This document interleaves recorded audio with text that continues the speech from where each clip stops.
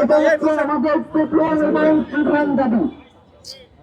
আমাদের দ্বিতীয় দাবি ছিল সিভিল মিলিটারি ইন্টেলিজেন্সের মধ্যে ঘাপটি মেরে বসে থাকা আওয়ামী দোষরদের দ্রুত গ্রেপ্তার করে বিচারের মুখোমুখি করতে হবে।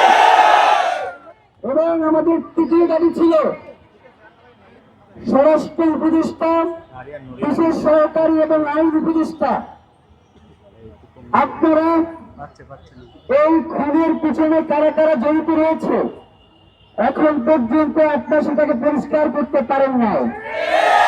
সুতরাং আপনাদের কি কি অপরাধতা রয়েছে এটা পরিষ্কার করবার ক্ষেত্রে কোথায় কোথায় আপনারা বাধাগ্রস্ত হচ্ছেন, কে কে আপনাদেরকে এই কাজে বাধা দিচ্ছে, তাদের নাম বলে তারপর আপনাকে প্রকাশ করতে হবে।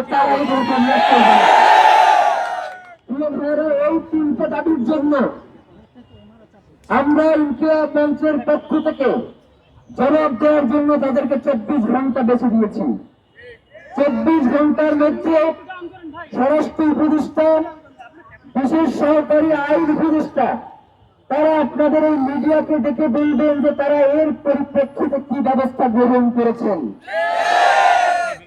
যদি তারা গতকালকে যে কার্যক্রম ঘটিয়েছে তার মধ্যে দুঃসাহস দেখায়, তারা যদি নিজেরা উপস্থিত না থেকে ওসমান হাদির এই হত্যাকাণ্ডকে লঘু করবার জন্য অতিরিক্ত আইজিপিকে দিয়ে বক্তব্য দেওয়ায়, তাহলে আমরা এমন কথা বলবো যাতে আপনি আর ক্ষমতার চেয়ারে থাকবেন না।